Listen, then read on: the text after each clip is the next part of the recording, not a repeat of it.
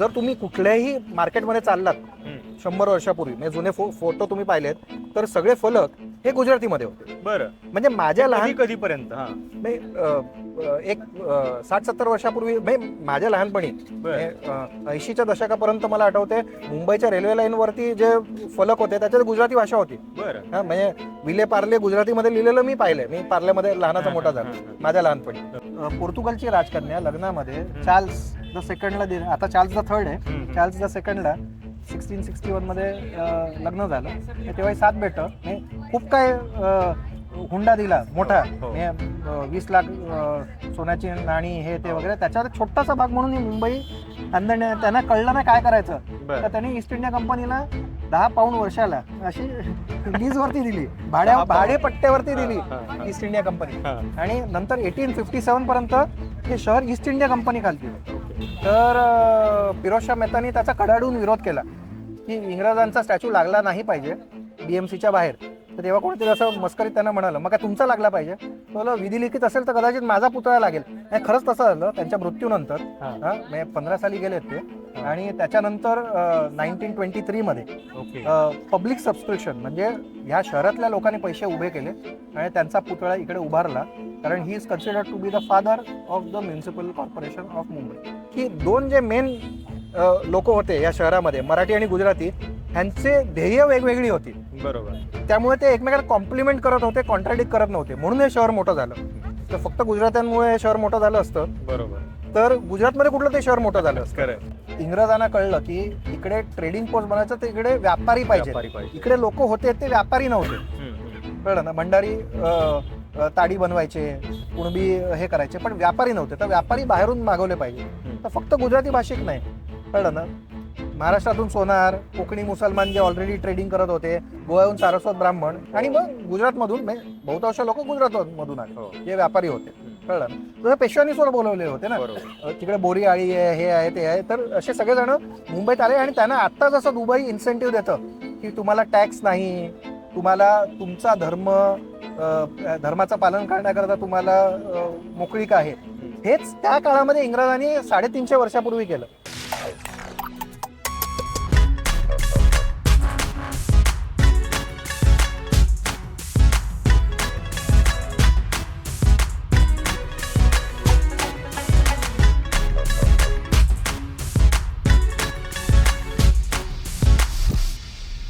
नमस्कार, मी प्रशांत कदम. मुंबई महानगरपालिकेची रणधुमाळी सध्या जोरात चालू आहे. मुंबईची निवडणूक आली की मुंबई कोणाची, इथला मराठी टक्का किती याची खूप चर्चा होते. यावेळी तर या शहराचा महापौर खान होऊ शकतो असं सुद्धा विधान संपूर्ण प्रचाराच्या केंद्रस्थानी आहे. आणि अशी विधानं होत असताना आपण जरा थोडंसं इतिहासात डोकावणं आवश्यक ठरतं. कारण वर्तमानातले संदर्भ कळण्यासाठी, वर्तमानाचे प्रवाह नीटपणे समजून घेण्यासाठी अनेकदा आपल्याला इतिहासामध्ये जावं लागतं. आणि म्हणून आज आपण या शहराच्या इतिहासाबद्दलची एक अतिशय विशेष चर्चा करणार आहोत. आणि मला खात्री आहे की हा व्हिडिओ बघितल्यानंतर तुम्हाला मुंबई एका नव्या दृष्टीनं कळेल. मुंबईबद्दलचे अनेक रेफरन्स हे तुम्हाला पहिल्यांदाच माहीत होतील. आणि म्हणूनच सध्या जी सगळी राजकारणाची चर्चा चालू आहे, 2 ठाकरे बंधू एकत्रित येत आहेत, कोणाला किती जागा मिळत आहेत, हे सगळं जरा थोडंसं बाजूला ठेवून ही चर्चा तुमच्यासाठी मी घेऊन येतोय. आवर्जून बघा, पूर्णपणे व्हिडिओ बघा. कारण न कळलेली मुंबई आणि आत्ताच्या वर्तमानामध्ये जे सध्या चालू आहे, मुंबई कोणाची हे समजून घेण्यासाठी आधी मुळात मुंबई बनली कशी, या शहराचं व्यक्तिमत्व काय आहे हे नीटपणे समजून घेणं आवश्यक आहे. त्यासाठी हा विशेष व्हिडिओ तुमच्यासाठी घेऊन येतोय.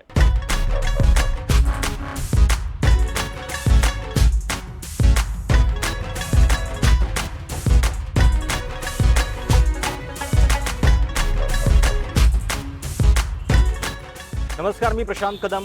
मुंबई महानगरपालिकेची रणधुमाळी चालू आहे. सगळी लढाई मुंबई महानगरपालिका जिंकण्यासाठी चालू आहे.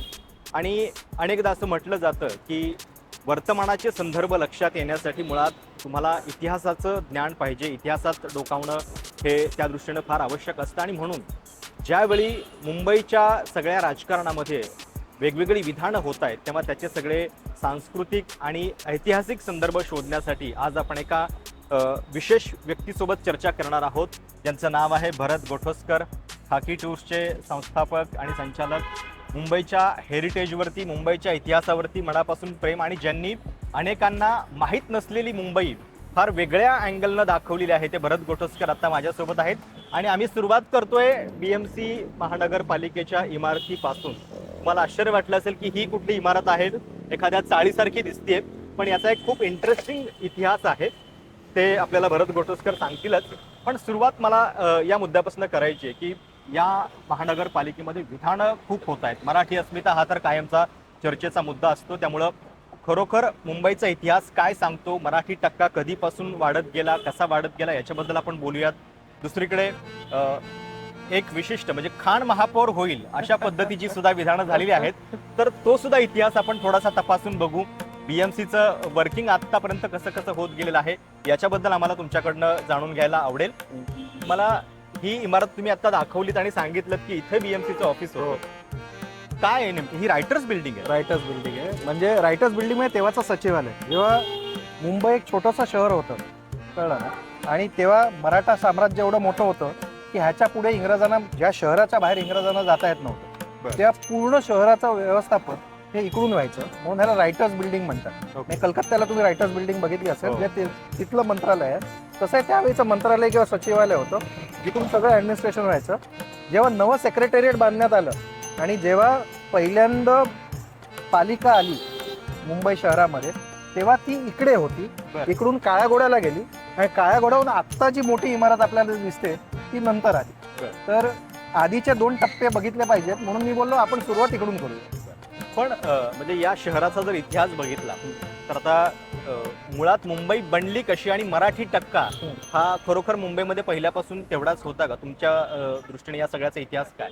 कसं आहे की मुळात जर तुम्ही मुंबई पाहिली तर मुंबई असं शहर हे इंग्रजांच्या काळामध्ये आहे.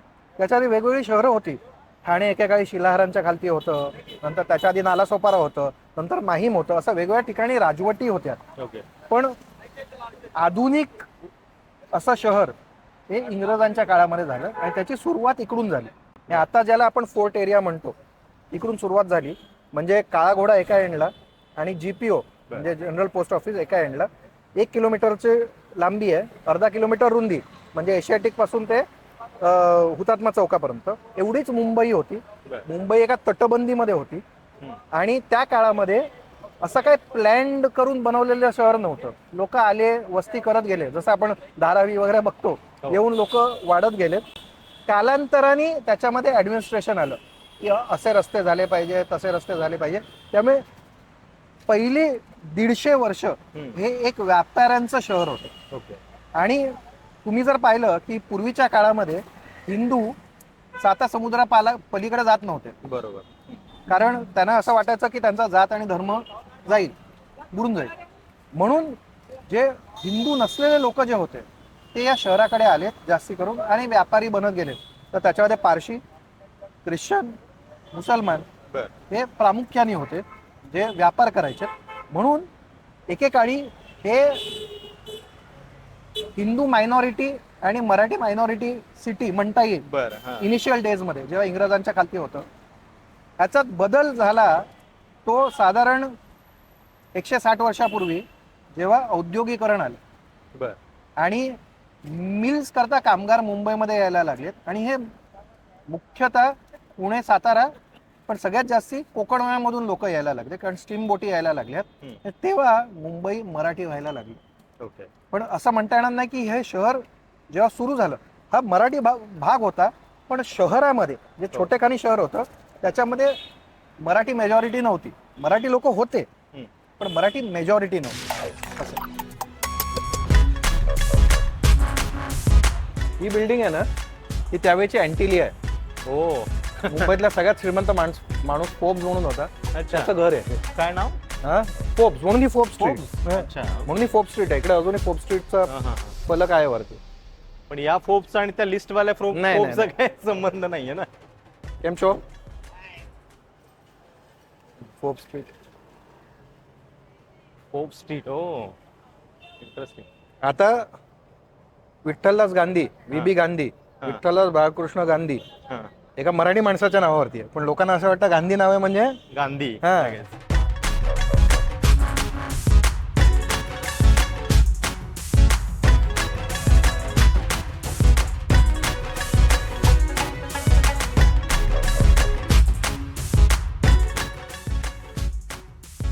अठराशे 60च्या आसपास मुंबई महानगरपालिकेची स्थापना झाली आणि आत्ता तुम्हाला जी मुंबई महानगरपालिकेची इमारत दिसते त्याच्या आधी काळा घोडामधल्या या बिल्डिंगमधून मुंबई महानगरपालिकेचं काम चालू होतं. ज्या मराठी टक्क्याबद्दल एवढी चर्चा मुंबई महानगरपालिकेमध्ये होत असते, मराठी कोणाची असे नारे दिले जात असतात, पण प्रत्यक्षात या शहराचा इतिहास काय सांगतो याच्याबद्दलची अतिशय इंटरेस्टिंग माहिती भरत आपल्याला देत आहेत.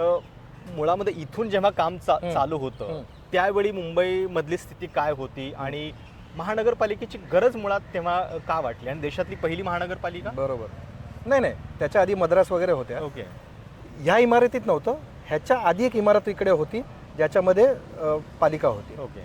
आता समजलं पाहिजे की पालिका बनायच्या आधी एक कॉन्सेप्ट होता जस्टिस ऑफ पीस. बरं. म्हणजे जे प्रतिष्ठित नागरिक आहेत मुंबईमधले त्यांना एक दर्जा दिला जायचा आणि ते लोक एकत्र येऊन इकडे सफाई कामगार कसं काम करतील हे डिसाईड करायचे. ते पहिली स्टेज आहे. म्हणजे महापालिका बनायच्या आधी पहिली स्टेज ती होती आणि ते साधारण प्रतिष्ठित व्यक्ती म्हणजे ज्याच्याकडे पैसा असतो तो प्रतिष्ठित असं त्या काळात हे होतं.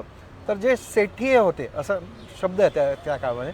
मग ते सेठीय काही मराठी भाषिक पण होते, काही पारसी, गुजराती, खोजा वगैरे वगैरे असं वेगवेगळ्या जाती जमातीतले लोक होते आणि ते डिसाईड करायचे की मुंबई कशी चालवली पाहिजे ह्याच्याकरता.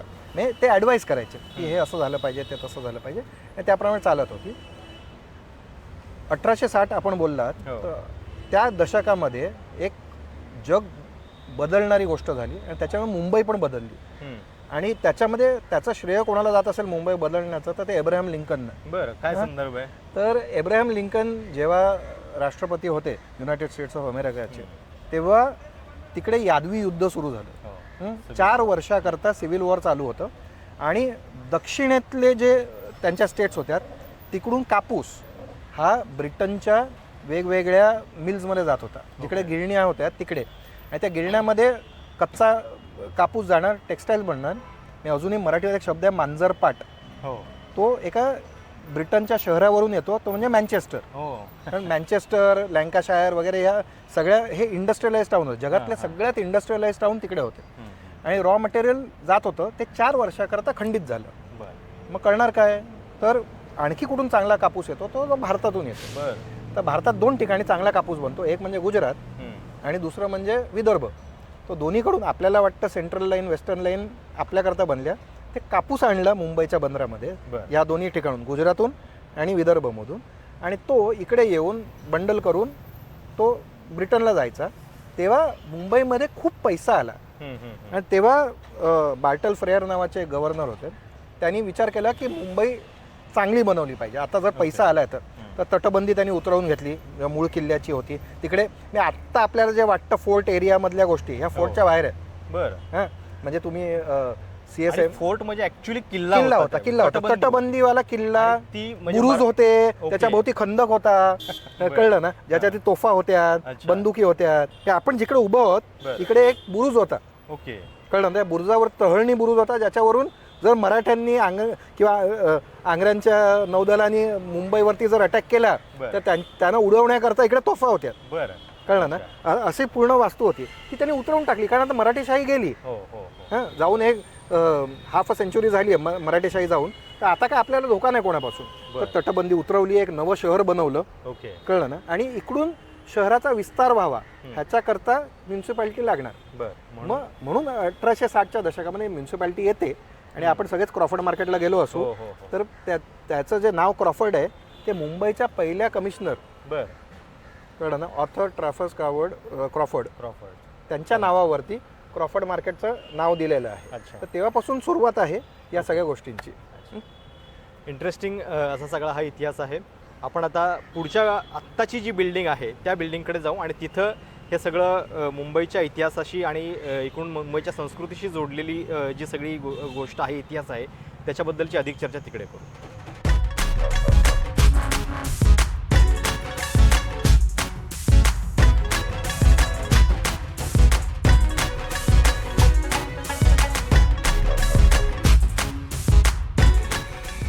मुंबई शहराला एक मोठा राजकीय इतिहास पण आहे, कारण या शहराशी निगडीत अनेक अशा ऐतिहासिक घटना इथं घडलेल्या आहेत. म्हणजे 1885मध्ये काँग्रेसची स्थापना या शहरामध्ये झाली.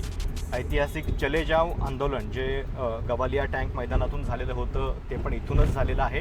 आणि सोबतच एक मोठं नौदलाचं जे बंड होतं ते पण इथूनच झालेलं होतं. तर आता एक मोठा राजकीय इतिहास या शहराला आहे. साहजिक आहे की तेव्हा पण म्हणजे स्वातंत्र्य चळवळीचं सुद्धा एक मोठं केंद्र पहिल्यापासून राहिलेलं आहे. बरोबर आहे. या शहराचं मोठं योगदान आहे स्वातंत्र्य चळवळी करतात. आणि स्वातंत्र्य चळवळीमध्ये भाग घेणाऱ्या वेगवेगळ्या लोकांचं, फक्त काँग्रेस नाही. आता गांधीजी या शहराला बॉम्बे ब्युटिफुल असं म्हणायचे, कारण हे शहर पैसे देतं. कारण स्वातंत्र्य चळवळ जसं आता कुठलेही राजकीय पक्ष चालवण्याकरता पैसे लागतात, तेव्हा सुद्धा लागायचे. तर ही चळवळ करण्याकरता मुंबईतले जे श्रीमंत व्यापारी होते ते ह्याच्याकरता पैसे देत होते. म्हणून बॉम्बे द ब्युटिफुल. आणि म्हणून मणिभवन त्यांचं घर नव्हतं, त्यांच्या मित्राचं घर होतं. तिकडून त्यांनी चळवळ कित्येक वर्ष चालवली मुंबईमध्ये. ऑलमोस्ट मला वाटतं 17-18 वर्ष ते मुंबईत येऊन जाऊन होते. यायचे तेव्हा तिकडे होते. काँग्रेस हाऊस मुंबईमध्ये होतं, म्हणजे ग्रँट रोड एरिया जे आहे तिकडे मुख्यालय होतं. तर जे आपण म्हणतो की दांडी मार्च झाला, दांडी गुजरातमध्ये आहे, पण मुंबईमध्ये सुद्धा सगळीकडे चळवळ झाली. आणि गांधी वेगवेगळ्या ठिकाणी राहायचे. बिर्ला हाऊसमध्ये राहायचे, सुमती मोरारजींच्या जुहूच्या बंगल्यामध्ये राहायचे. तर वेगवेगळ्या ठिकाणी मुंबईमध्ये सांताक्रूजमध्ये राहिले आहेत, कांदेवाडीमध्ये राहिले आहेत, गिरगावमध्ये, तर सगळीकडेच. आणि तेच नाही, सावरकरांचं घर इकडे होतं मुंबईमध्ये.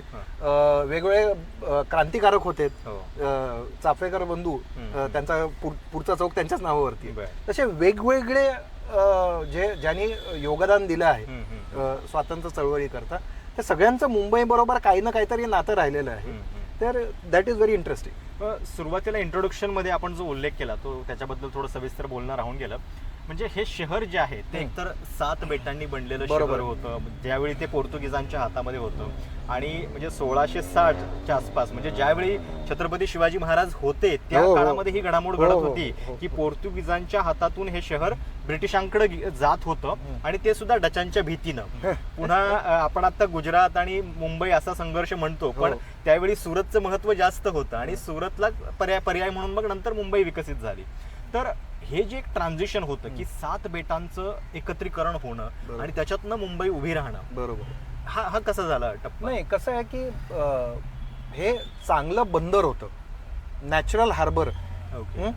पण ह्याला मेनलँड म्हणजे उर्वरित भारताबरोबर कनेक्टिव्हिटी नव्हती. माल आला तर नेणार कसा? तर नेण्याकरता कॉजवेज बांधायला लागले.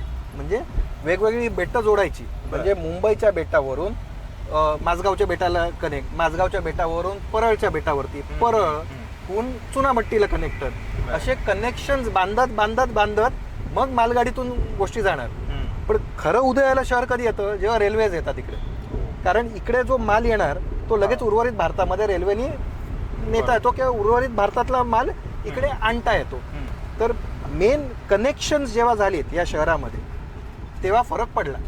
1853ला देशातली पहिली रेल्वे मुंबई ते ठाणे, पहिली पॅसेंजर रेल्वे. त्याच्या आधी कार्गो रेल्वेज वगैरे अशा होत्या, पण पॅसेंजर रेल्वे पहिली मुंबईपासून ठाण्यापर्यंत, आणि मग ती उर्वरित भारतामध्ये इकडून स्प्रेड होते असं.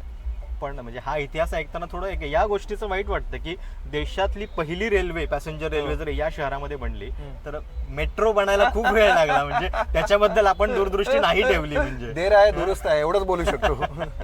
कारण मी दिल्लीमध्ये राहिलोय, म्हणजे मी 10-15 वर्ष दिल्लीत होतो. तर ते त्या शहराला जे मिळालंय पब्लिक ट्रान्सपोर्टच्या बाबतीत ते बघितल्यानंतर हेवा वाटतं की मुंबईचं एवढं योगदान असून सुद्धा 80च्या दशकात मी जेव्हा दिल्लीला जायचो तेव्हा त्यांची पब्लिक ट्रान्सपोर्ट एकदम दयनीय स्थितीमध्ये होती. कळलं ना?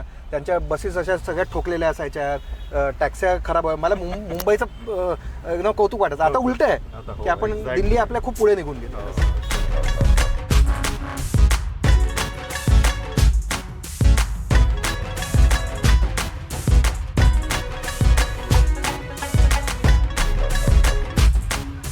1891 सालापासून मुंबई महानगरपालिकेचा सगळा कारभार या इमारतीमधून चालतोय आणि 16 जानेवारीला या इमारतीमध्ये कोणाची सत्ता असणार याचा फैसला होणार आहे. या निवडणुकीच्या वेळी आपण खूप विधानं ऐकतोय की भीती दाखवली जाते मुंबईचा महापौर खान होऊ शकतो. पण मी एक लिस्ट बघत होतो, म्हणजे 1931 सालापासूनची एक लिस्ट मुंबई महानगरपालिकेच्या वेबसाईटवरती आहे. पहिलं नाव जे बेहराम यांचं आहे, पारसी ग्रहस्थ आहेत. आणि चौथंच नाव जे आहे HM रहीमतुल्ला, 1934 ते 35 हे मुंबईचे महापौर राहिलेले आहेत. त्याच्यानंतर युसुफ मेहर अली जे समाजवादी नेते होते, चले जाव आंदोलनामध्ये खूप सक्रिय होते, ते सुद्धा महापौर राहिलेले आहेत. आणि त्याच्यानंतर सुद्धा बरीच नावं जी आहेत ती मुस्लिम, पारशी, ख्रिश्चन, गुजराती अशी सुद्धा महापौरांच्या यादीमध्ये आपल्याला दिसत आहेत.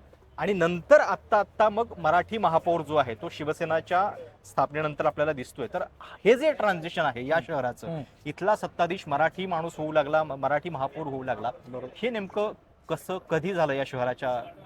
पहिलं म्हणजे स्वातंत्र्य मिळाल्याच्या नंतर आपल्याला BMC मध्ये युनिव्हर्सल ॲडल्ट फ्रँचाईज म्हणजे सगळेजण मतदान करू शकतात, हे आलं. आधी नव्हतं.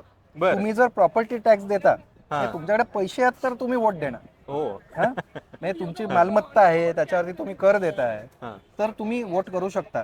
तर साधारणतः म्हणूनच तर जे इलेक्ट होऊन येत होते हे सुद्धा श्रीमंत लोक होते. मग त्यात मराठी लोक पण होते.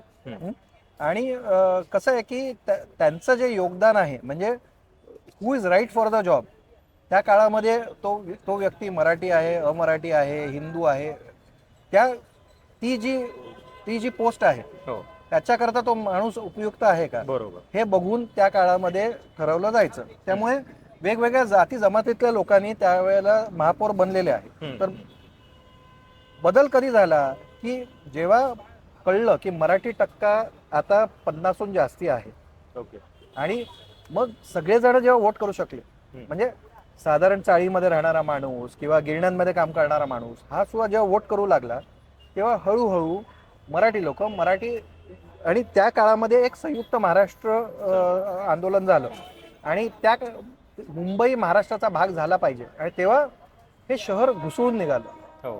आणि मराठी वर्सेस अमराठी, it was also fight between haves and have nots. कारण जरी सगळे गुजराती श्रीमंत नव्हते, तरी श्रीमंत लोकांपैकी बऱ्यापैकी जास्ती लोक गुजराती भाषिक होते. ते पारशी असतील, कच्छी मेमन असतील, वगैरे वगैरे. तर त्यामुळे हा बदल होतोय, कारण डेमोक्रेसी आली. म्हणजे जास्तीत जास्त लोकांना सांगता आलं की आमचा माणूस पाहिजे आम्हाला, आणि म्हणून मराठी मेयर व्हायला. पण आता या निवडणुकीमध्ये सातत्यानं मराठी अस्मितेची चर्चा होते. तर या मराठी टक्क्याचा नेमका या शहराशी इतिहास कसा आहे हे आपण जाणून घेणार आहोत. मी इंटरनेटवरती जे बघत होतो की ज्यावेळी पोर्तुगीजांनी हे शहर आंदण दिलं इंग्रजांना, त्यावेळी लोकसंख्या 10,000 होती. आणि नंतर जाणीवपूर्वक इथं वस्ती वाढवली इंग्रजांनी, कारण त्यांना कामगार हवे होते. बरोबर. तर तेव्हाची स्थिती नेमकी काय होती, म्हणजे जे मूळ लोक होते ते कोण होते तेव्हा, आणि किती प्रमाणामध्ये? बरोबर. तर एक असं सांगितलं जातं की कोळी, भंडारी, आगरी, कुणबी हे मूळ निवासी इथले. त्याच्यानंतर पाठारे प्रभू, क्षत्रिय पाठारे वगैरे असे वेगवेगळ्या जाती जमाती यायला लागल्यात. पण इंग्रजांच्या काळामध्ये, पोर्तुगीजांच्या काळामध्ये इकडे सगळ्यांना ख्रिस्ती बनवलं. बरं. मेजॉरिटी लोक जे मुंबईमध्ये होते, मुंबई वसई या भागावर, त्यांना ख्रिस्ती बनवलं. हे आत्ताचे जे स्थानिक मराठी भाषिक ख्रिस्ती लोक आहेत ते मूळ निवासी इथले. कळलं ना? तर ते मराठी बोलतात. सगळ्या गावठणी वेगळ्या ज्या मुंबईमध्ये दिसतात आपल्याला, ख्रिश्चन गावठणी दिसतात. आणि ते वसई पट्ट्यात असण्याचं कारण तेव्हा त्यांचं सेंटर वसई होतं. पण इकडे सुद्धा सगळं, म्हणजे तुम्ही गिरगावमध्ये खोताची वाडी बघाल ओरिजिनली, किंवा बँड्रा मधल्या वेगवेगळ्या कुर्लाची गावठण बघाल तुम्ही, कुर्ल्याला राहता म्हणून बोलतो, हे सगळे ख्रिस्ती गावठणी आहेत. किरोळ विद्याविहारला लागून आहे. अशा वेगवेगळ्या ठिकाणी वेगवेगळ्या गावठणी आहेत. म्हातारपाकडी आहे. तर या ख्रिस्ती गावठणी होत्या, हे मूळ निवासी होते. त्याच्यानंतर जेव्हा इंग्रजांना कळलं की इकडे ट्रेडिंग पोस्ट बनायचं, तर इकडे व्यापारी पाहिजे. इकडे लोक होते ते व्यापारी नव्हते. कळलं ना? भंडारी ताडी बनवायचे, कुणबी हे करायचे, पण व्यापारी नव्हते. तर व्यापारी बाहेरून मागवले पाहिजे. तर फक्त गुजराती भाषिक नाही, कळलं ना, महाराष्ट्रातून सोनार, कोकणी मुसलमान जे ऑलरेडी ट्रेडिंग करत होते, गोव्याहून सारस्वत ब्राह्मण, आणि मग गुजरातमधून बहुतांश लोक गुजरातमधून आले जे व्यापारी होते. कळलं ना? तुझ्या पेशव्यांनी सुद्धा बोलवले होते ना, तिकडे बोरी आळी आहे, हे आहे, ते आहे. तर असे सगळेजण मुंबईत आले, आणि त्यांना आत्ता जसं दुबई इन्सेंटिव्ह देतं की तुम्हाला टॅक्स नाही, तुम्हाला तुमचा धर्माचं पालन करण्याकरता तुम्हाला मोकळीक आहे. हेच त्या काळामध्ये इंग्रजांनी 350 वर्षापूर्वी केलं. बरं. त्यामुळे वेगवेगळे लोक जे होते ते मुंबईत येऊन स्थायिक व्हायला लागले. सडनली मुंबईची पॉप्युलेशन वाढायला लागली. तर मी मगाशी म्हटलं तसं पहिले 150 वर्ष अमराठी लोक आणि अहिंदू लोक जास्ती होते बरं शहरामध्ये आणि औद्योगिकरण मायनॉरिटी होती. मराठी मायनॉरिटी होती. ओके. आणि त्याच्यानंतर जेव्हा औद्योगिकरण आलं हो. तेव्हा कोकणातून लोक जास्ती करून आणि साताऱ्यातून यायला लागले. 1920s मधलं जे सेन्सस आहे बरोबर 100 वर्षापूर्वी त्यात 25% लोक सांगतात की माझा जन्म हा तेव्हा रत्नागिरी जिल्ह्यामध्ये हो. सिंधुदुर्ग पण होता. हो. माझा जन्म माझे पूर्वज नाही, माझा जन्म रत्नागिरीमध्ये झाला. बरं. म्हणजे त्या काळामध्ये ही कोकणी शहर झालं होतं. बरोबर. 1920 एवढं परिवर्तन. आणि हे सगळं औद्योगिकरणामध्ये मिलमध्ये लोक कामगार म्हणून आले. त्याच्यामुळे हे फरक पडले. आधी मुंबई हे जे आहे ते द्विभाषिक राज्य होतं आणि नंतर महाराष्ट्र आणि गुजरात वेगवेगळं झालं. हे आपल्याला हा सगळा इतिहास माहिती आहे. आणि सातत्यानं जेव्हा हा इतिहास चळवळीचा समोर येतो तेव्हा मराठी विरुद्ध गुजराती आणि या दोघांची या शहरावरची वर्चस्वाची लढाई याच्याबद्दल खूप बोललं जातं. आता जर आपण इतिहास बघितला तर आधी सुरत हे जास्त प्रॉमिनंट बंदर होतं आणि मुघलांच्या प्रभावाखाली होतं. मग नंतर तिथं ब्रिटिश होते, पोर्तुगीज इकडे होते. मग सुरतचं महत्व नंतर कमी होऊन मग मुंबईचं महत्व वाढलं आणि मग इथं मुंबई जास्त विकसित झाली आणि आता तर देशाची आर्थिक राजधानी बनली. बरोबर. तर हे ट्रान्झिशन जे आहे ते नेमकं कसं झालं, त्याला मराठ्यांच्या पण इतिहासाचा काही संदर्भ आहे का? म्हणजे महाराजांनी सुरत लुटली त्याच्यानंतर ती जी एक भीती होती की सुरतवर सहज आक्रमण होत आहे बरोबर, तर त्याच्यामुळे पण ब्रिटिश इकडे शिफ्ट होणं काय नेमकं याच्या संदर्भात कसं आहे? सुरतेला जी नदी आहे त्याच्यावरती गाळ खूप यायला लागला आणि गाळ आल्यामुळे मोठ्या बोटी आतमध्ये येऊ शकत नव्हत्या. तर एक टेक्निकल प्रॉब्लेम होता त्या ह्याचा. त्यात महाराजांनी 2दा सुरतेवरती आक्रमण केलं. त्यामुळे त्यांना भीती होती. तर त्यांना हे माहिती आहे की मराठे जमिनीवरती राजे आहेत पण पाण्यामध्ये आपण राजे आहोत. तर म्हणून त्यांनी बेट निवडलं. मुंबई एक बेट आहे. म्हणजे बेट प्रोटेक्ट करणं खूप सोपं जातं त्यांना. कारण त्यांच्याकडे त्यांची स्ट्रेंथ आहे. कळलं ना? त्यांना जमिनीवरती तेव्हा एवढं प्राबल्य नव्हतं त्यांचं. तर म्हणून त्यांनी मुंबईचं डिसाईड केलं. मुंबई हातात आल्यावरती ऑलमोस्ट 2 दशकानंतर ते मुंबई मोठं करायला सुरुवात केली त्यांनी. अशी लगेच मुंबई मोठी झाली नाही. कळलं ना? इट्स अ ट्रान्झिशन पिरियड की सुरतेहून मग लोक बोलून घेतले आणि तेव्हाचे आलेले गुजराती जे व्यापारी होते त्यांनी अटी घातल्या की आम्हाला हे हे हे दिलं तरच आम्ही येऊ. आणि त्याची मान्यता करून त्या काळामध्ये एनजीआर नावाचे जे गव्हर्नर होते त्यांनी त्या सगळ्यांना बोलवून घेतलं. आणि म्हणून गुजराती व्यापारी इकडे आले, स्थायिक झाले. इकडे ऑलरेडी पाठारे प्रभू, कोकणी मुसलमान, सारस्वत ब्राह्मण हे व्यापारी होते आणि म्हणून ते कोटाच्या आत म्हणजे फोर्टला कोट म्हणायचे मराठी. तर मुंबईच्या कोटाच्या आतमध्ये होते ते पण व्यापार करत होते. तर असे सगळे मंडळी मिळून एकमेकांबरोबर राहून व्यापार करून मुंबई मोठी केली. ते पण या शहराची जी म्हणजे पहिल्यापासूनची रचना आहे त्याच्यामध्ये मराठी आणि गुजराती हे आधीपासून एकत्रित होते. पण यांच्या व्यवसायामध्ये किंवा प्रभाव क्षेत्रांमध्ये नेमका कसा फरक होता आणि गुजराती डॉमिनन्स जो आहे तो या शहरावरती किती मोठा? खूप मोठा होता. कारण त्या काळामध्ये जे सेठी होते तेच हे शहर चालवायचे. त्यामुळे जर तुम्ही पाहिलं हा व्यापाराची भाषा तेव्हा गुजराती होती. तर मुंबईमध्ये असलेल्या प्रत्येक मराठी माणसाला ऑलमोस्ट लिटरली 100-150 वर्षापूर्वी गुजराती येत होतं आणि गुजरातीनं मराठी येत होती. असं म्हणजे सगळ्यांना 4 भाषा येत होत्या मुंबईमध्ये. असं त्यावेळेला स्थिती होती. तर आणि त्या कारणामुळे जर तुम्ही कुठल्याही मार्केटमध्ये चाललात 100 वर्षापूर्वी म्हणजे जुने फोटो तुम्ही पाहिलेत तर सगळे फलक हे गुजरातीमध्ये होते. बरं. म्हणजे माझ्या कधीपर्यंत नाही एक 60-70 वर्षापूर्वी म्हणजे माझ्या लहानपणी 80च्या दशकापर्यंत मला आठवते मुंबईच्या रेल्वे लाईनवरती जे फलक होते त्याच्यात गुजराती भाषा होती. म्हणजे विले पार्ले गुजरातीमध्ये लिहिलेलं मी पाहिलंय. मी पार्ल्यामध्ये लहानाचा मोठा झाला माझ्या लहानपणी. तर हे शहर जरी मराठी बहुल असलं त्यावेळी तरी मराठी लोकांचं राजकारणामध्ये वर्चस्व नव्हतं. ते बदललं हे जेव्हा शिवसेना उदयाला आली तेव्हा त्यांनी मराठीचं राजकारण केलं आणि त्यामुळे 70च्या दशकामध्ये बीएमसीचं कार्य हे ऑफिशियल लँग्वेज मराठी झाली. तोपर्यंत नव्हती, इंग्रजीमध्ये व्हायचं. 1970 पर्यंत. म्हणजे मुंबई महाराष्ट्राची राजधानी झाल्यानंतर 10 वर्ष नंतर आणि त्याच्यानंतर मला वाटतं 84 मध्ये शिवसेना सत्तेत आली, तेव्हा त्यांनी पहिला फलक लावला गेटवे ऑफ इंडियाला, जिकडे मुंबई इंग्रजीमध्ये लिहिलेलं होतं, म्हणजे रोमन स्क्रिप्ट मध्ये. तोपर्यंत रोमन स्क्रिप्ट मध्ये बॉम्बे लिहित होते आणि इकडे मुंबई. आणि मग जेव्हा राज्यात सत्ता आली तेव्हा त्यांनी मुंबईचं नाव सगळीकडे मुंबई केलं. म्हणजे मुंबई 6 भाषांमध्ये मुंबई होतं, इंग्रजी आणि ह्याच्या बॉम्बे होतं बाकीच्या ह्याच्यामध्ये, आणि बंबई, हे सगळ्या भाषांमध्ये मुंबई स्टँडर्डाईज करणं हे शिवसेनेने पुढाकार घेतला. आणि शिवसेनेने हा पुढाकार घेतला नसता तर सातत्याने मराठी महापौर मुंबईमध्ये झाले नसते. हे फॅक्ट आहे. आता ही जी बिल्डिंग आपण बघतोय ही बीएमसी ची बिल्डिंग, जे आपण मगाशी म्हटलं की 1891 सालापासून म्हणजे इथं काम होतंय बीएमसीचं.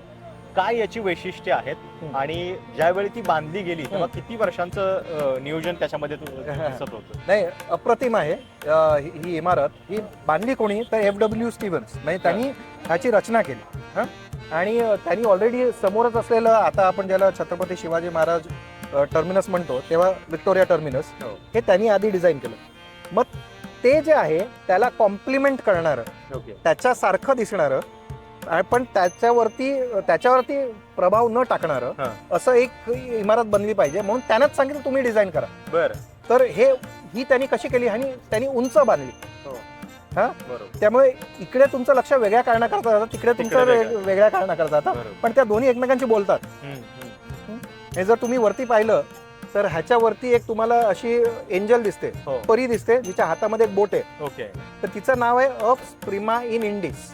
म्हणजे हे लॅटिन शब्द आहे, भारताचं अग्रगण्य शहर म्हणजे Mumbai. So she is Bombay. कळलं ना? तिच्या एका हातात बोट आहे, दुसऱ्या हातामध्ये एक असं हे आहे हॉर्न, कळलं? कॉर्नोकोपिया म्हणतात. आणि त्या कॉर्नोकोपियामधून तुम्हाला शहराला पैसे मिळतात, तर ती व्यापारातून तुम्हाला पैसे देते ही बॉम्बे. आणि इंटरेस्टिंग गोष्ट असं आहे की आता जिकडे VT स्टेशन CSMT स्टेशन आहे तिकडे पूर्वी मुंबादेवी होती. दोन्ही समोर एकच शहर, त्याची 2 रूपं. म्हणजे जशी एक काम करते बाई घराच्या बाहेर पडते त्या ती बॉम्बे आहे, कारण ती व्यापार करते, नोकरी करते, जे काय करत असेल बाहेर गेल्यावरती. घरामध्ये ती तुमचा सांभाळ करते, पोरांची आई आहे, म्हणून ती मुंबई आहे. शहर एकच आहे, त्याची 2 रूपं आहेत. जशी कुठल्याही स्त्रीचे 2 रूपं असतात, घराच्या बाहेर आणि घराच्या आत, तसंच आहे इकडे दिसतं तुम्हाला. पण आता ही जी इमारत आहे, मगाशी बोलताना तुम्ही सांगत होता की 80 लोक बसू शकतील अशा पद्धतीने तो हॉल बांधला गेला. कॉर्पोरेशन हॉल आहे, जिकडे आता पार्लमेंटमध्ये कसे लोक बसतात आणि बोलतात. तर त्या काळामध्ये 80 कॉर्पोरेट होतं, कारण शहर छोटं होतं जेव्हा बांधलं तेव्हा. वस्ती कमी होती आणि शहर संपायचं माहीम आणि ह्याच्यापर्यंतच, सायनपर्यंत शहर संपायचं, म्हणून 80 लोक होते. आता 250 लोकहूनही जास्ती कॉर्पोरेटर्स आहेत. 27 आता आणखी वाढवलेत काहीतरी असं आलेलं. तर ह्या सगळ्यांना बसायचं म्हणजे लिटरली आता त्यांना मांडीला मांडी लावून काम करावं लागतं, एवढं दाटीवाटीने बसावं लागतं, कारण जागा तेवढीच आहे. पण त्याच्यात जास्तीत जास्त लोक मावायचा प्रयत्न करतात. मगाशी तुम्ही या बिल्डिंगचा उल्लेख केला, व्हिक्टोरिया टर्मिनस, आणि आता छत्रपती शिवाजी महाराज टर्मिनस असं त्याचं नाव झालेलं आहे. मला म्हणजे हे नाव ऐकल्यानंतर अचानक असं एक जाणवलं की छत्रपती शिवाजी महाराजांनी कदाचित मुंबईवरती कधीही पाऊल ठेवलेलं नसेल, म्हणजे तेव्हा असं अशी एक समजूत आहे की मलबार हिल वरती एक जागा आहे श्रीगुंडी नावाची, मी आता जिकडे राजभवन आहे तिकडे. तर ती दैवी योनी असं मानलं जायचं.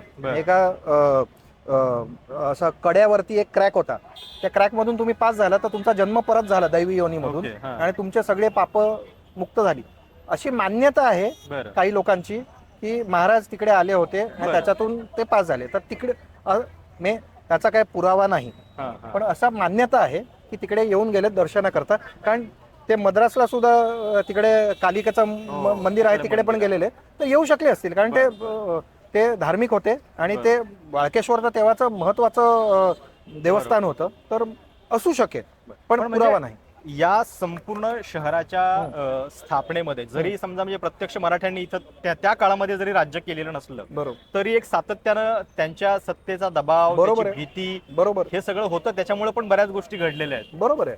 तर कसं आहे की 2 गोष्टी, एक तर मराठा साम्राज्य एवढं महत्वाचं होतं की इकडून लोक सारखे मराठा साम्राज्याकरता महाराजांच्या वेळीपासून ऑक्झेंडन गेला राज्याभिषेकाकरता. आपण एल्फिन्स्टन कॉलेज वगैरे हे सगळे होतो. एल्फिन्स्टन त्या काळामध्ये पुण्यामध्ये होता जेव्हा पेशवाई खालती उतरवली. तर इंग्रज तेव्हा सारखेच इन्व्हॉल्ड होते या गोष्टीमध्ये की मराठा शाहीमध्ये बरोबर आपले चांगले संबंध राहिले पाहिजे. जेव्हा ती दबगईला गेली तेव्हा ती ओरबाडून कशी आपल्याकडे येईल ह्याच्यामध्ये नेहमीच इन्व्हॉल्ड होते. दुसरं म्हणजे मराठी सुशिक्षित वर्ग हा मुंबईकडे अट्रॅक्ट व्हायला लागला कारण इकडे अपॉर्च्युनिटी होत्या. शिक्षण ह्याच्यामध्ये मराठी वर्ग यायला लागला. वेगवेगळ्या जाती जमाती इकडे शिक्षण घ्यायला लागल्यात कॉलेजमध्ये. पाश्चात्य शिक्षण, मग ते विज्ञान असो आर्ट्स असो. अजूनही जे स्कूल ऑफ आर्ट्स याच्या पाठीचं आहे. अजून तिकडे मराठी बहुलच सगळे स्टुडंट्स आहेत. जास्तीत जास्त स्टुडंट मराठीच आहेत. तर आर्ट, सायन्स, विज्ञान, कला विज्ञान या दोन गोष्टीमध्ये मराठी लोकांनी खूप मोठं कॉन्ट्रीब्युशन दिलं त्या काळामध्ये. ॲडमिनिस्ट्रेशनमध्ये, ज्युडिशियरीमध्ये म्हणजे पूर्ण न्यायव्यवस्थेमध्ये मराठी लोकांचं खूप मोठं योगदान आहे. व्यापारामध्ये थोडं कमी होते पण थोडं कमी. पण त्या मानाने गुजराती लोक जास्ती त्यांचा फोकस सगळा व्यापारावरती होता. आणि म्हणून मी म्हणतो मुंबईचं महत्त्व हे आहे की दोन जे मेन लोक होते या शहरामध्ये, मराठी आणि गुजराती, ह्यांचे ध्येय वेगवेगळी होती. बरोबर. त्यामुळे ते एकमेकांना कॉम्प्लिमेंट करत होते, कॉन्ट्राडिक्ट करत नव्हते. म्हणून हे शहर मोठं झालं. तर फक्त गुजरात्यांमुळे हे शहर मोठं झालं असतं बरोबर तर गुजरातमध्ये कुठलं ते शहर मोठं झालं असतं. फक्त मराठी माणसामध्ये असतं तर राजापूर, चिपळूण का नाही मोठे झाले, बरोबर, मुंबई का मोठं झालं. तर हा त्रिवेणी संगम आहे. तिसरा भाग ह्याच्यामध्ये आहे की इंग्रजांची शिस्त, त्यांनी आणलेलं विज्ञान, एज्युकेशन, ह्या सगळ्या गोष्टी एकत्र आल्या. म्हणून Mumbai is a unique city. असं शहर भारतामध्ये कुठेही नाही.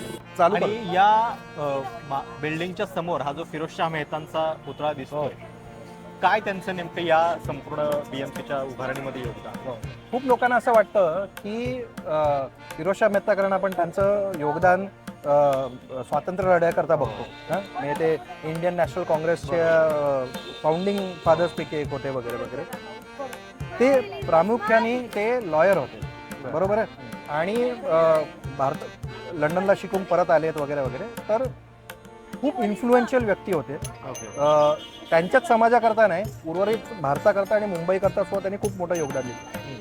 पण ते लॉयर असल्यामुळे तेव्हा त्या काळामध्ये आपण क्रॉफर्डचं नाव घेतलं कमिशनर पहिले, तर त्यांच्यावरती करप्शनचा आळा आला होता. लाच खाल्ल्याचा आळा आला होता तेव्हापासून. तर तेव्हापासून जो त्या काळामध्ये फिरोजशाह मेहतांनी त्यांचे वकील होते. तर त्यांनी क्रॉफर्डना सांगितलं की आता जसं चाललंय ते बरोबर नाही, एक प्रॉपर मांडणी केली पाहिजे आणि लोकांना ह्याच्यामध्ये सहभागी केलं पाहिजे. त्याआधी जस्टिस ऑफ पीस वगैरे हे जो प्रकार आहे हा बंद करून लोकांना इकडे काउन्सिल बनवली पाहिजे ज्याच्यामध्ये लोक मतदान करतील. आणि त्यांनी घेतलं. तर 1888 मध्ये 1888 मध्ये त्यांनी बीएमसीचा ऍक्ट लिहिला. कळलं. आणि त्यामुळे त्यांनी जो आराखडा बनवला त्यामुळे मुंबईकरांना त्यांचं शहर कसं चालवता येईल ह्याच्यामध्ये त्यांना एक हक्क मिळाला व ह्यांच्यामुळे. म्हणून त्यांना लायन ऑफ बॉम्बे म्हणायचे.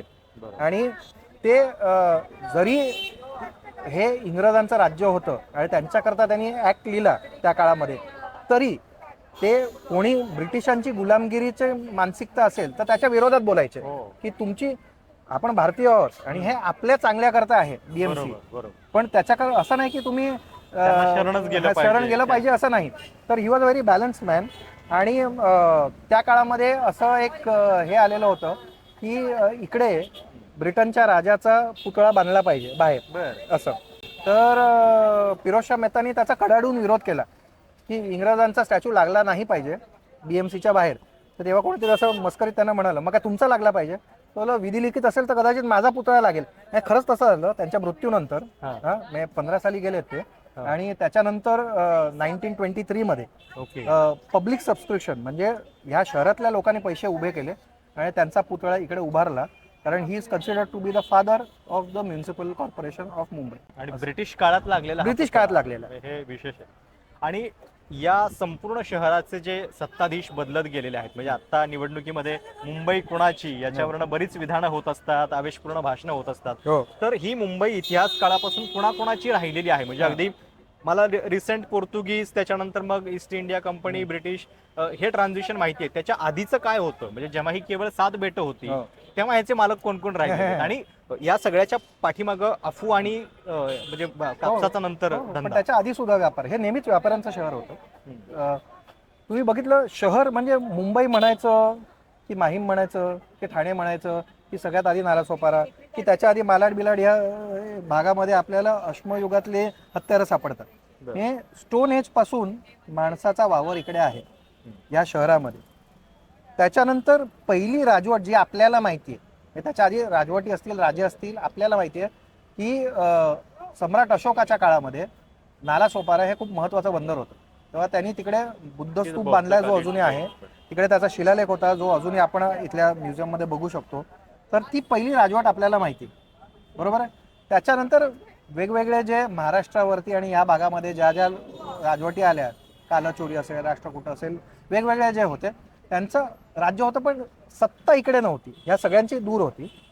पहिले राजे आपण म्हणू शकतो ज्यांची सत्ता इकडे आपल्याला माहिती आहे मुंबईच्या या बेटांवरती, ही शिलाहारा राजांची होती. आणि शिलाहारांच्या काळामध्ये ठाणं हे श्रीस्थानक त्यांची राजधानी, तर ठाणं होतं. त्याच्यानंतर राजा बिंबाच्या काळामध्ये माहीम हे होतं. त्याच्यानंतर काही काळ मरोळ होती राजधानी. बरं. अशा वेगवेगळ्या ठिकाणी राजधान्या हलत राहिल्यात. फक्त असं एक परत ती माहीमला आली जेव्हा मुसलमानांचं राज्य होतं, म्हणजे मुघलांचं नाही. गुजरातची सल्तनत होती. गुजरातची सल्तनत जेव्हा मुंबईवरती राज्य करत होती तेव्हा माहीम होतं. माहीमचा दर्गा आणि त्याच्या आजूबाजूचा भाग जर बघाल तर माहीमचा कसबा होता. माहीमचा किल्ला आहे, बाहेर दर्गा आहे आणि मग ती वसाहत आहे ती त्या काळापासूनची आहे. तर अशा वेगवेगळ्या ठिकाणी गोष्टी होत्या. पण पोर्तुगीज काळामध्ये परत वसईला, नालासोपाराच्या जवळ वसई आहे, तर वसईला त्यांनी किल्ला बांधला. तर असं ते होत राहिलं. त्या काळामध्ये या 7 बेटांचं महत्त्व नव्हतं. देवर डिस्क्राईब मलेरिया इन्फेक्टेड आयलंड म्हणून, आंदण म्हणून. जेव्हा लग्न झालं, पोर्तुगल आणि स्पेनचं भांडण होतं वर्चस्वा करता, तर शत्रूचा शत्रू तो आपला मित्र म्हणून त्यांनी इंग्लंडला जवळ केलं. आणि तेव्हा असं होतं की डिप्लोमसीमध्ये जर फॅमिली रिलेशन झालेत तर जास्ती चांगलं.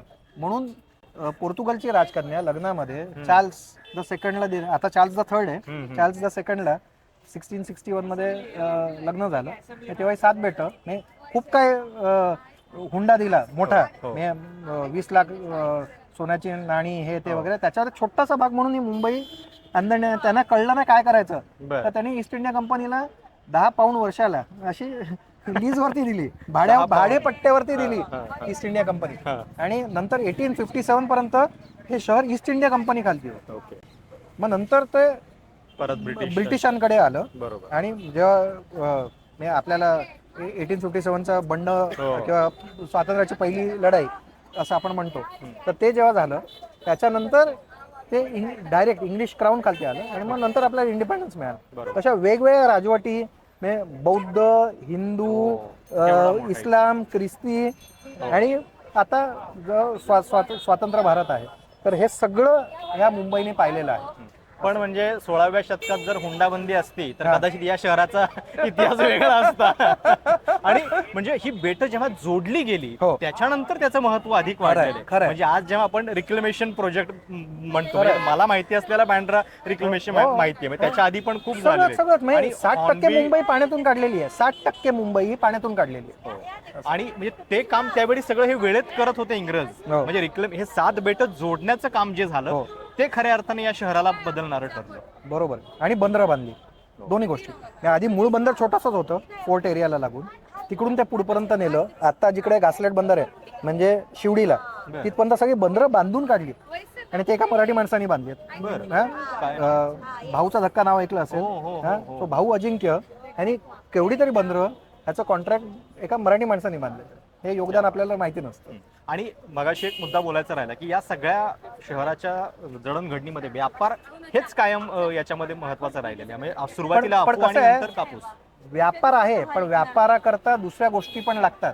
ज्या बंदर नैसर्गिक सगळं तसंच सगळं पाणी सगळं असणं. लोक लागतात काम बरोबर. करणारे, तुम्हाला नियोजन लागतं, तुम्हाला सुविधा लागतात.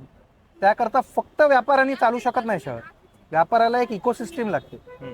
आणि ती फक्त मुंबईमध्ये अवेलेबल होते बरोबर. आणि म्हणून मुंबई मोठी झाली. या इमारतीचं काम जे पूर्ण झालं हो. ते बजेटच्या म्हणजे कमी पैशामध्ये झालेलं हो होतं. हो हो हो. काय त्याच्याबद्दलचं आहे? नाही, त्या काळात सगळ्याच इमारतींवरती तुम्हाला असे फलक दिसतात की इंग्रजांच्या काळामध्ये बांधलेल्या की एवढे एवढे लाख 11 लाख रुपये ह्याचं बजेट होतं, पण ते 10 लाखाच्या पर्यंत ह्याच्यामध्ये झालं. तर कमीच बजेटमध्ये आता सगळं वाढत असतं. बजेट वाढतात, डेडलाईन वाढतात. एक्झॅक्टली. पण त्या काळामध्ये असं होतं विदिन, आणि खूप लोकांना असं ये सब हमको अंग्रेजोने दिया, तसं नाही आहे.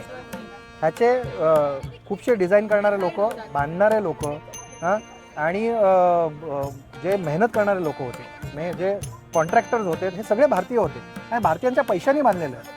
आणि भारताचं आहे ह्याच्याकरता तुम्ही जर ह्याची शैली पाहिली, जरी इमारत गॉथिक असली तरी भारतीय शैलीच्या गोष्टी त्याने नंतर ऍड करत गेलेत की आता आपण भारताबरोबर आहोत. म्हणजे इट्स अ बरोबर. कोलॅबोरेशन. बरोबर. म्हणून ते जे वरचे जे घुमट दिसतात, हो, हो. ते मिनार दिसतात, हे भारतीय शैली हळूहळू त्याच्यामध्ये बरोबर. इंग्रजांच्या कलाकुसरीमध्ये भारतीय शैली ऍड होत गेली, हे आपल्याला दिसतं. मला वाटतं या महानगरपालिकेच्या निवडणुकीच्या निमित्तानं मुद्दाम आपण या शहराच्या इतिहासाबद्दल एवढी सगळी चर्चा केलेली आहे. कारण मुळात मुंबई कोणाची, मुंबई आमची असं म्हणत असताना तिचं महत्त्व काय आहे, इतिहास काळापासून इतक्या संघर्षानंतर ती आपल्याला अशी मिळालेली आहे, ती कशी बनलेली आहे, तिचं व्यक्तिमत्व काय आहे, हे नेमकेपणानं जाणून घेतलं तर कदाचित आपल्याला पुढच्या भविष्याबद्दलच्या सगळ्या गोष्टी आणि त्याच्यातले धोके जे आहेत ते वेळीच कळू शकतात. म्हणून आपण ही इतकी सविस्तर चर्चा केली आणि बरंच तर खूप धन्यवाद. इतक्या चांगल्या पद्धतीनं, म्हणजे ज्या गोष्टी माझ्यासाठी तर इतक्या नवीन होत्या त्या तुमच्यामुळे मला आज कळाल्या. खाकी टूर्सच्या माध्यमातून तुम्ही इतक्या लोकांना मुंबई समजावून सांगताय आणि एक कॉर्पोरेट चांगला जॉब सोडून केवळ हेरिटेज आणि इतिहासाच्या वेळापायी म्हणूयात आपण की मुंबईवरती तुमचं हे प्रेम जे आहे ते इतरांच्यापर्यंत पण पोहोचत आहे. तुम्हाला ही सगळी चर्चा कशी वाटली, त्याच्याबद्दल तुमच्या काही प्रतिक्रिया असतील आवर्जून कळवा. आणि निवडणुकीच्या या सगळ्या घडामोडीमध्ये मुद्दाम आघाडी, त्याच्यानंतर इतर सगळ्यांचं राजकारण जे आहे ते बाजूला ठेवून ही चर्चा मुंबईच्या इतिहासाबद्दलची तुमच्यापर्यंत पोहोचवावी हा प्रयत्न या पाठीमागं होता. तुर्तास इथं थांबूयात. धन्यवाद.